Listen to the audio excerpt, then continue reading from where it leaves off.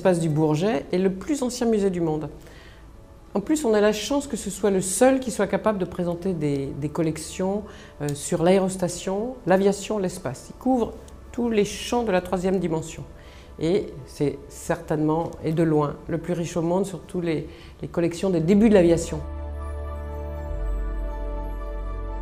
Le musée est en train de faire peau neuve, c'est vrai, en développant particulièrement la restauration de sa partie historique.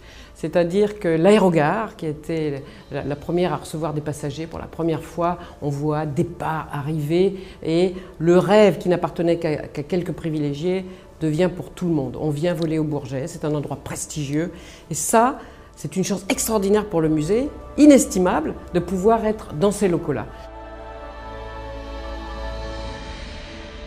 Nous refaisons entièrement l'aérogare et nous commençons par la façade est qui est celle qui donne sur la Nationale 2.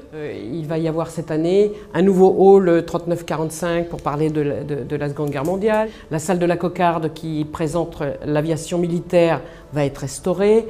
La restauration totale sera finie en 2017.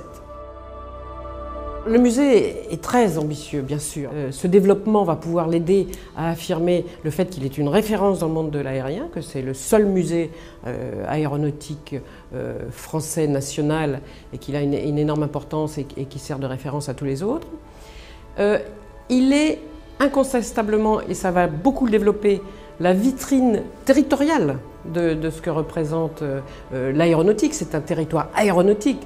Le musée ne pouvait pas être mieux qu'ici au Bourget, et puis il doit absolument devenir une destination incontournable pour le tourisme du Grand Paris, bien sûr. Et c'est certain que ce qui se passe en ce moment dans tout le Grand Paris va beaucoup nous aider, et de même, je pense que nous pouvons rendre service aussi autour de nous. Enfin, c'est indissociable parce que nous avons fait faire un grand projet, et nous discutons avec nos partenaires, et notamment avec le PA, pour savoir comment on peut travailler ensemble. Le musée reçoit entre 250 et 300 000, 320 000, on a guère passé 330 000 visiteurs. Les gens ayant un peu de mal à passer le périphérique encore quelquefois, c'est déjà pas mal. C'est un musée pédagogique qui attire aussi beaucoup la jeunesse parce qu'on apprend, allez, je dirais, des valeurs.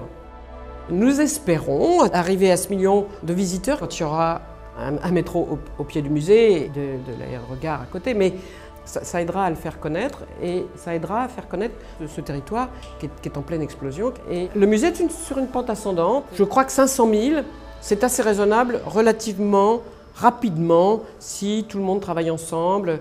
Et j'espère bien que le lien avec le PA va nous aider à grimper encore plus vite.